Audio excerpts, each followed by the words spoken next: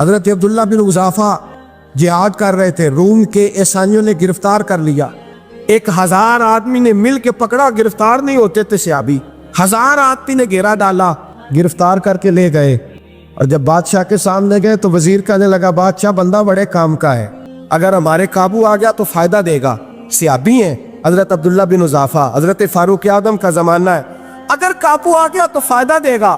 بادشاہ کہنے لگا کیوں، کیا خوبی ہے؟ کہنے لگے ہم 1000 آدمی تھے، یہ اکیلا قابو نہیں آ رہا، تو 1000 آدمی تھے، اگر ہماری فوج میں شامل ہو گیا تو بہت بڑا جرنیل ملے گا۔ بادشاہ کہنے لگا کوئی مسئلہ نہیں، 2-3 چیزیں ہوتی ہیں بندے کو خریدنے کے لیے، خرید لیتے۔ بادشاہ کہنے لگا عبداللہ جتنی دولت تجھے چاہیے میں تجھے دے دیتا ہوں، میرے لشکر میں آ جا، معاذ اللہ اسلام چھوڑ دے۔ حضرت عبداللہ بن حذافہ کیا فرماتے ہیں؟ فرماتے ہیں بڑا تو بیوقوف ہے، میں نے دولت کمانی ہوتی تو مدینے میں بیٹھ کے تجارت کرتا، میں دولت کمانے نہیں نکلا، میں تو رسول اللہ کی رضا کمانے کے لیے نکلا ہوا ہوں، دولت کمانی ہوتی تو کسی مارکیٹ میں ہوتا، میدان میں آنا تو شہادت ہے مطلوب مقصود مومن، نہ مال غنیمت نہ کشور کشائی، یہ دولت تو لوٹی ہے رسول اللہ کے دروازے کی، جو تو پیچھے پیچھے پھرتی ہے نبی پاک کے غلاموں، یہ کمانی ہوتی تو میں کسی مارکیٹ میں ہوتا، میدان میں تھوڑا ہوتا۔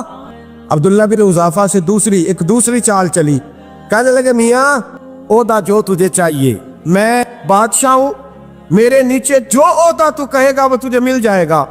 حضرت عبداللہ بن حذافہ کہنے لگے شاید تجھے پتہ نہیں میری تعریف کیا ہے، شاید تو جانتا نہیں میری تعریف کیا ہے۔ کہا صاحب کی کیا تعریف ہے؟ کہنے لگے میں رسول اللہ کا صحابی ہوں، اور کائنات میں سب سے بڑا عہدہ مصطفیٰ کے صحابی ہونے کا عہدہ ہے۔ صحابہ وہ صحابہ تھے جن کی ہر صبح عید ہوتی تھی، خدا کا قرب حاصل تھا، نبی کی دید ہوتی تھی۔ فرمایا میں نے حضور کے جلوے دیکھے ہوئے ہیں، مجھے عہدے کی ضرورت ہی نہیں، اور میں نے عہدہ لینا ہوتا تو میں سیاست کرتا، میں تو شہادت لینے نکلا ہوں میدان میں، عہدے کا میں نے کیا کرنا ہے؟ اب بادشاہ کہنے لگا اسے قتل کر دو۔ وزیر کہنے لگا نہیں، ایک بات اور ہے، مجھے ایک چال اور چلنے دو۔ کہا وہ کیا؟ کہنے لگے میری بیٹی بڑی خوبصورت ہے، مجھے موقع دو اپنی بیٹی کو سجا بنا کے، وہ جوان جس کی جوانی اتنی بڑی ہے کہ 1000 آدمی مقابلے میں کھڑا نہیں ہوتا، اس جوان کے کمرے میں رات کی تنہائی میں بنا سوار کے بی بی کو بھیجا۔ وہ بی بی کہتی ہے میں ساری رات بن سور کے اس صحابی کے کمرے میں بیٹھی رہی، لیکن یہ کیا شخص تھا، ساری رات ہی مصلے پہ بیٹھا رہا، ساری رات ہی، کچھ دیر تھک جاتا تو یہ کریم رسول پہ درود پڑھنا شروع کر دیتا۔ بی بی کہتی ہے سحری ہو گئی تو میں نے چھو کے دیکھا کہ انسان ہے کہ جن ہے، یہ بندہ ہے کہ فرشتہ ہے، چھو کے دیکھا۔ کہنے لگے پیچھے ہٹ جا۔ میں نے کہا میں نے تو سنا تھا تو 1000 کے مقابلے میں ہے، اور تو اتنا بے حصہ ہے کہ بنی سوری دلہن بیٹھی ہے، تو نے نظر نہیں کی؟ عبداللہ بن حذافہ، بی بی کہتی ہے نظر پھر نہیں اٹھائی، نظر پھر جھکی ہوئی ہے۔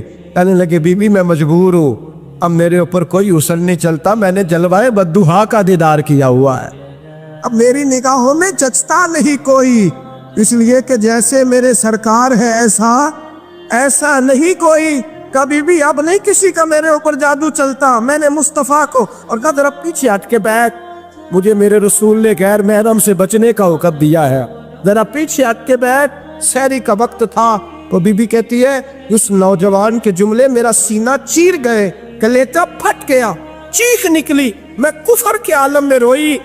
میں نے کہا مجھے بتا تو صحیح، آخر یہ جذبہ کہاں سے ملتا ہے، آخر یہ روشنی تو میں نے دیکھی نہیں، کہاں سے آتی ہے؟ ایک میرا باپ ہے جو بنا سور کے مجھے تیرے کمرے میں چھوڑ گیا، بتلا یہ کہاں سے کیف آتے ہیں؟ عبداللہ بن حذافہ کہنے لگے اگر کیف لینا ہے تو بھی میرے مصطفیٰ کا کلمہ پڑھ جا، آجا دروازے رسول پہ جھک جا، مل جائے گا۔ سویرے دروازے پہ باپ آیا بیٹی سے رزلٹ لینے، دروازہ کھولا تو بیٹی نقاب پہنے باہر آئی۔ باپ کہنے لگا کیا بلا؟ کہنے لگی پیچھے ہٹا، تو غیر محرم ہے، کافر ہے، میں مسلمان ہوں۔ اس نے کہا کیا ہوا؟ کہنے لگی تیرے جیسے کو باپ کہوں، تیرے جیسے کو جو مجھے استعمال کر رہا تھا، میں تجھے باپ نہیں مانتی، میں اب رسول والی ہو گئی، میں حضرت فاطمہ کی کنیزہ ہو گئی، میں اب نبی کریم کی خادمہ ہوں، خبردار میرے قریب نہ آنا۔ یہ داؤ بھی ناکام ہوا۔ اب حضرت عبداللہ بن حذافہ کے سامنے موت کھڑی کی، ایک کڑا میں تیل گرم کیا، کہنے لگے تجھے اس میں جلایا جائے گا۔ حضرت عبداللہ بن حذافہ رضی اللہ تعالیٰ عنہ جب جلنے کے قریب ہوئے تو رونے لگے. روم کا بادشاہ کہنے لگا شاید ڈر گیا ہے. کہنے لگے اب سمجھ آئی ہے, اب تجھے پتہ چلا ہے, چلا آ جا. حضرت عبداللہ بن حذافہ کہنے لگے تو کافر ہے, تیری کافروں والی سوچ ہے, اس لیے نہیں رویا کہ موت سے ڈر گیا ہوں, میں تو اس لیے رویا ہوں کہ ایک جان ہے اور نبی پاک پہ قربان ہو رہی ہے. کاش رب مجھے 1000 جان دیتا, میں ساری مصطفیٰ پہ قربان کر دیتا. ایک سنار نے گلی میں یتیم چھوٹے سے بچے کو گھومتے دیکھا تو سنار بے اولاد تھا, بچے کو اٹھا کے گھر لے آیا. 18 سال اس بچے کی پرورش کی, اس کو پالا پوسا, جوان کیا. سنار کے پاس وہ دکان پہ چلا جاتا, وہ کئی دفعہ دکان پہ رہتا, کئی دفعہ گھر میں رہتا. ایک دفعہ وہ دکان پہ تھا, بچہ گھر تھا, 18 سال کا جوان. اس کی بیوی اکیلی تھی. وہ جس نے ماں بن کے پالا تھا اس نے اسی پہ حملہ کر دیا, اس کا بازو بری نیت سے تھاما. بیوی چیخی. تھوڑی دیر گزری تو وہ نوجوان پیروں میں بیٹھ گیا, کہنے لگا اماں پتہ نہیں مجھے کیا ہوا. شام کو سنار آیا, بیوی چیخنے لگی, چلانے لگی, کہنے لگی آج عجیب بات ہوئی, جس کو میں نے جگر کا خون دے دے کے پالا اسی نے گندی نظر ڈالی. سنار محب حیرت ہے. بیوی کا خیال تھا کہ لات اٹھائے گا, ڈنڈا اٹھائے گا, نوجوان کو مارے گا, لیکن وہ رونے لگ گیا. اس نے کہا آج اس نے میرا بازو تھاما ہے, جانے کیا کیا ہے. پریشان ہونے لگ گیا, سجدے میں گر گیا. کہا تو بتاتا کیوں نہیں؟ تو وہ سنار کہنے لگا اس کی غلطی نہیں, 18 سال کے بعد آج مجھ پر بھی شیطان سوار ہوا تھا. ایک عورت آئی تھی, وہ اپنے بازوؤں میں چوڑیاں پہننا چاہتی تھی تو میں نے بھی گندی نظر سے ہاتھ ڈالا تھا. رب کریم نے مجھے فوراً اس کی سزا دی. جن کے گھروں میں بیٹیاں ہوتی ہیں ان کی نظریں گندی نہیں ہوتی. جو بیٹیوں کے باپ ہوتے ہیں, جو بہنوں کے بھائی ہوتے ہیں, ان کی نظریں گندی. اور اگر تو ٹیلی فون کرتا ہے, تو کسی عورت کے ساتھ تعلق رکھتا ہے, تو یہ بات لکھ لے, امام فخر الدین رازی 1, علامہ اسماعیل حقی 2, ملا جلال الدین رومی 3, امام خازن 4, امام جلال الدین سیوطی 5 حدیث کے استاد اور محدث لکھتے ہیں کہ اگر تو کسی پر گندی نظر ڈالے گا تو تیرا گھر بچ سکتا, یاد رکھ نہیں بچے.